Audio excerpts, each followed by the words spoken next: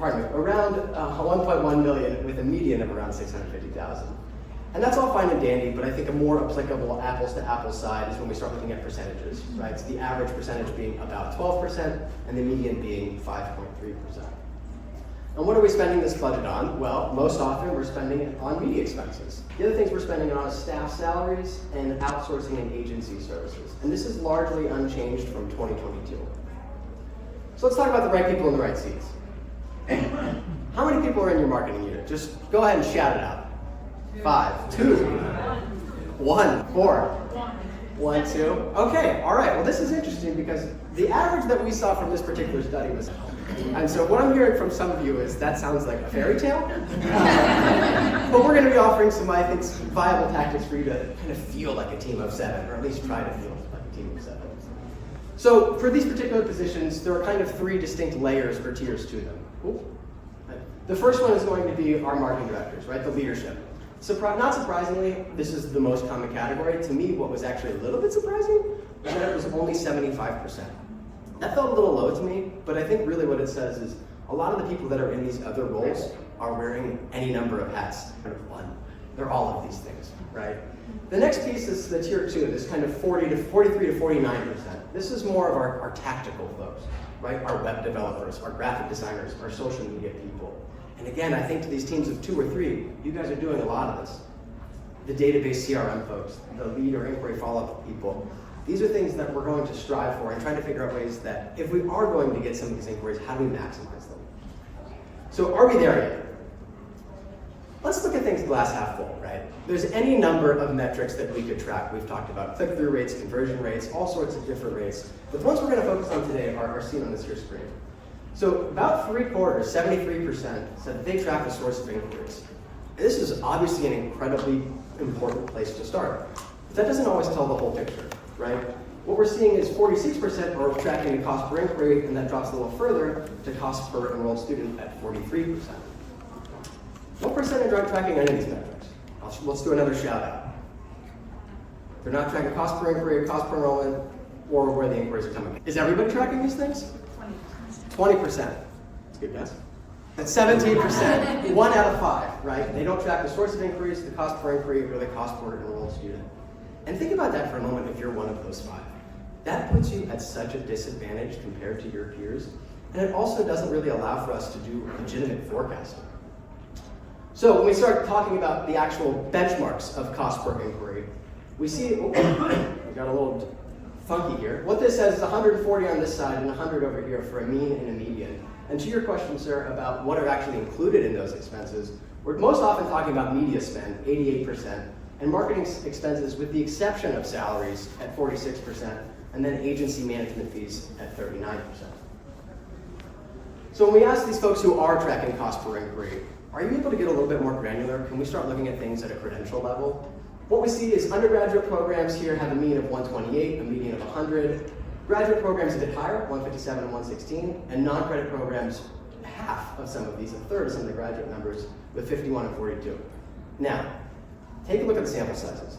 They are quite small, right? We're talking about anywhere between 8 to 16. So these are certainly not definitive answers, but I think they are solid indicators. When we talk about cost per enrolled student, again, we see a smaller percentage that start to say, yeah, we can continue to get more granular with this. It's just over half, 54%. And you can see, once more, our sample sizes are quite small. Look at the differences between cost per inquiry and cost per enrolled student. Pretty significant numbers. So why should we be tracking cost per inquiry and cost per enrolled student? I think this is going to be obvious to a lot of you, but being able to track these metrics allows us to improve what we're doing. So another study that we did showed that only 47% of marketers are satisfied with the performance of their campaigns. And I think that's largely informed that only 29% are satisfied with their ability to track success, right? So how can I say it's successful if I don't have metrics to measure it? And what we see here is a very clear correlation between the ability to track and the satisfaction with tracking these metrics and the satisfaction with their campaigns, right? And so Paula's going to be talking a little bit more about some of the tactics and strategies around how to improve some of these metrics and how to track them a little bit better. Thank you, Bruce. Alrighty, so let's get into our top 5 strategies to improve your results and your satisfaction. 4 of the strategies that I'm going to talk about today apply to any paid campaign that you are running across digital platforms. So Meta, Google, LinkedIn, programmatic display, and one is going to be very specific to Google search ads. All of these tips are informed by real things that we see in campaigns when we take them over or we're evaluating them for somebody that we're talking to. So these are things that we know for sure that marketers are missing. So if you're not already, of course, first start tracking that cost per inquiry. As you know now, a big trend in the research is the opportunity to track the right metrics to impact your results. Just 46% of universities are tracking cost per inquiry. So for those who are not, this is the best place to start. Are you tracking CPI? Raise your hand if you are. Yeah, okay, that's fine. Maybe 46%. So the good news is that the data shows that it is worth it. So for those of you who didn't raise your hand, there is a correlation between your ability to track and your satisfaction with your marketing campaigns. So 92% of those who are satisfied with their ability to track also report that they're satisfied with the performance of their marketing campaigns. So they're able to track it and they're happy with their success. So this really further reinforces the necessity to track these important metrics. If you're ready to start tracking CPI, we do have a guide for you. This QR code will take you to our higher ed marketing resources page that has those studies on it, as well as a CPI worksheet. It's a Google sheet that we'll make a copy of. And so you can access this worksheet that helps you calculate the CPI and cost per enrolled student in multiple ways, because you can think about including media spend, including agency fees, all that sort of thing. It also will give you guidance about how we think about it as an agency and how we implement it for our clients. So what we include and what we don't include, what we mean when we speak about a certain category of digital advertising. Ultimately, what that'll help you do is have confidence in how you're calculating it so that you can then compare your results to these benchmarks that Bruce shared. So when you track CPI over time, you can optimize for efficiency. Here's an example of a client that we've been tracking CPI closely for 5 years. Together with a client, we keep a pulse on this data monthly, which gives us confidence and understanding as things fluctuate. It serves as a jumping off point to then look at deeper metrics like the lead quality driven by each channel, click-through rates, and that sort of thing. But this is a thing that we're looking at monthly and then yearly, kind of looking at those trends. And so being aware of CPI and making it a focus for our campaign strategy has really enabled us to optimize it down. And in this example, we optimized it down by nearly half in a year. So for a similar budget, they got 2 times the amount of inquiries because of our focus on CPI that year.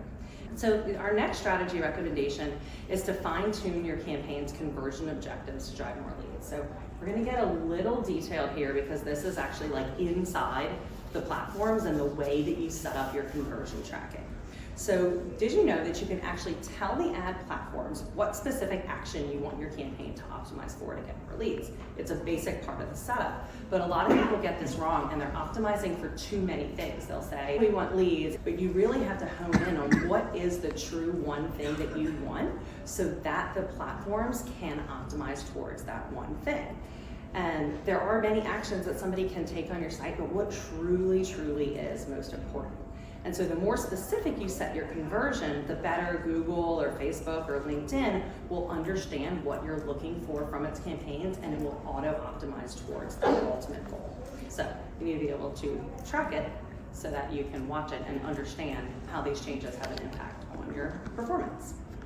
And so we have to say the acronym AI. So this is because AI is built in to all of these platforms. It's been in there for years. You can also set the objective on a campaign by campaign basis. So you have campaigns at different stages of the funnel, or at least you should have them broken down that way. So certain ads or certain sets of keywords should be speaking to your audience depending on whether they're in awareness or consideration or decision. And your campaign objectives should be set for the most appropriate action at that stage in the funnel. So your awareness ads and keywords may have a goal of brochure confidence. Your consideration keywords may have a goal of schedule a tour or meet with an advisor. And your decision ads should be set to drive applications or course registrations. And if you just have all of your campaigns set for all 3 of these levels of metrics, you're not going to be getting the results you want because Google is going to be incredibly confused. So the third is fine-tuning your conversion objective. Fine-tuning your conversion objectives will increase the quantity of conversions, what we just talked about. But how do you improve lead quality, especially as you're ramping up your marketing spend? So when you're able to track and leverage lead quality, you can assure your budget is spent getting those quality conversions, not just getting any conversion. You're already storing your leads in a CRM and capturing a lot of information about them, right? So the next step is to tie a score to those leads, and you can do that either manually or automatically, which will set you up to then use that information in your optimizations. So being able to do this manually is good, that would be like baseline, but being able to do this automatically is ultimately what you want.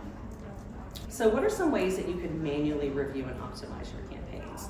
The first step is take a look at the leads. Do an actual manual review of the submissions to see what the quality of those leads look like through your human eyes. And you can be asking yourself, do I want more of these types of leads? And then that information can be used to make adjustments to your campaign in real time, whether that is by degree or a certain type of student. So next you want to analyze lead quality ratios per campaign. So I got 100 leads, were 90% of them high quality, were 15% of them high quality. And that will help you ultimately understand the quality of the leads you're getting from a given platform. Again, this is a very manual process. Over time, you can watch these metrics when you're making changes to your campaign, and so you can see how changes that you make are monitoring the number and percentage of quality leads that you're getting. And then lastly, monitor those enrollment funnels further down to understand if those leads are ultimately converting to students, and that'll help you evaluate your overall strategy. Now, what does doing this in an automated process look like? And this is with the change for tracking of third-party cookies. This is really important, and this is what Google and Facebook is pushing right now. So many of you, again, have CRM systems in place that can automatically qualify. Once you do have this quality data, you can feed that back into the ad platforms. Raise your hand if you're feeding your CRM data back into your Google or Facebook campaigns. So, in the ideal scenario, when a prospective student fills out that form, the information, of course, is sent to your CRM. Then, ideally, the CRM is identifying the lead as qualified by verifying the email and the phone number. And then it's further either scoring or qualifying the lead over time by tracking secondary engagement and conversion. Who's scoring their leads based on website engagement, email opens, that sort of thing? Yeah, okay, cool. All right. And then finally, you can feed that qualified lead data back into the platforms directly. And then the platforms can use this data in 3 different ways. So you've got your lead data, you're feeding it back into Facebook or Google, and there are 3 different ways that they can use it. First, you're letting the ad platform optimize your campaign specifically based on qualified leads. You're saying these are the 50 that were qualified from those 100, and I want more like that, which is ultimately going to make more of your leads qualified over time. Second is building custom audiences with these leads, so you can actually target those individuals through the ad platform by feeding that data back. And then the third is fueling lookalikes and predictive audiences. So setting up this automated system from start to finish allows your campaigns to continuously optimize for qualified leads with less ongoing effort from you. So if you are a small marketing team, less ongoing effort sounds pretty good. That manual process probably seems insane if you're a small marketing team. You're thinking there's no freaking way. This automated way can help you out with a lot of that. So for our 4th recommendation, what if I told you there was a way that you could see the exact keywords that a searcher types into Google that triggered your Google search ad?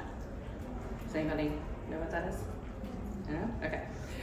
So that would be pretty valuable to know exactly what people are typing into Google. And so this would help you ultimately determine if your ads are showing up for searches that are actually relevant to your programs. Thankfully, there is such an ad in Google, such a report in Google Ads, and it's called the Google Search Terms Report. And so this is part of your Google Ads account and is relevant specifically to Google search campaigns.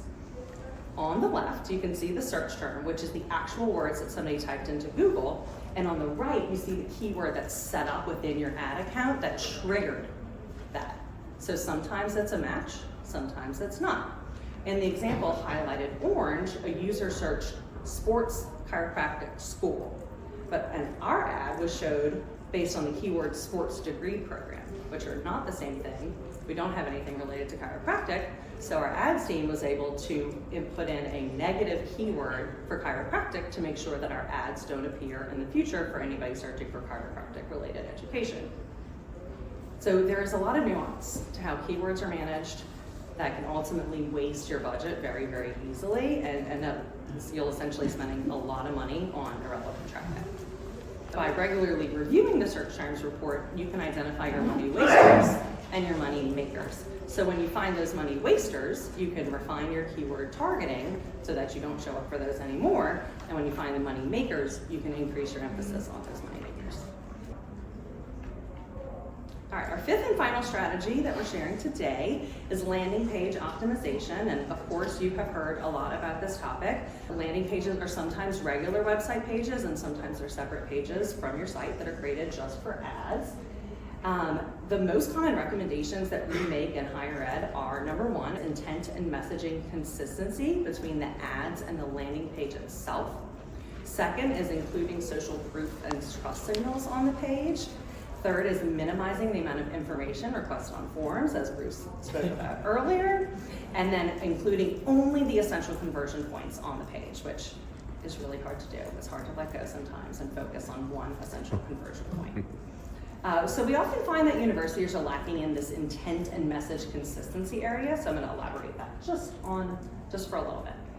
So consistency in your messaging isn't just about repetition and wanting the person to hear the message 4 different times. The intention is to create a cohesive narrative so that the individual doesn't get confused. So something resonated with them in that ad. So when they click on that click to the landing page, you need to be further reinforcing that message that they read in that ad that enticed them. And additionally, on Google search, this is a factor that Google considers in their quality scores, which directly impacts how much you pay per click, which is going to impact how much you can get out of your budget. So on search, you want to be thinking about the search intent of your keyword. And then in display campaigns, you want to consider the topic that you're advertising and the stage of the funnel that the audience is in when you're thinking about that landing page. Make sure you align your ad copy so that the audience, of course, is enticed to click. And then once they click through, be sure that the ad copy and the landing page content reinforce the same message and the same call to action. And then think back before to the conversions that I talked about. Make sure that you're reinforcing the step that you want them to take is the same thing that you're tracking and optimizing towards in your campaign. And then a little bonus tip is to periodically audit your landing pages to assure that any updates to your programs are accurately reflected on your landing pages. Landing pages can be kind of like forgotten about because if you're creating them off of your website, not the main website pages, you're thinking about your website a lot, but you're not necessarily thinking about that landing page a lot. So don't forget about that. Absolutely create a process to regularly audit those and assure that all of the information is accurate so that your recruiters aren't upset with you for having bad information up there. All right, so to bring this all together, the marketing metrics report indicates that there is a critical need to prioritize tracking metrics if you want to improve your performance. So, really calls to mind the old adage, what gets measured gets managed.